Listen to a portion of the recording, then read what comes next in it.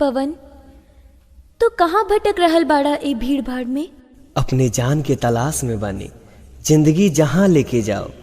हवाओं से पूछा, घटाओं से पूछा, हवाओं से पूछा, घटाओं से पूछा, नदियों से पूछा, फिजाओं से पूछा। कोई तो मोहब्बत का मुझको पता दे, कहाँ है मेरे महबूब का घर तो बता दे।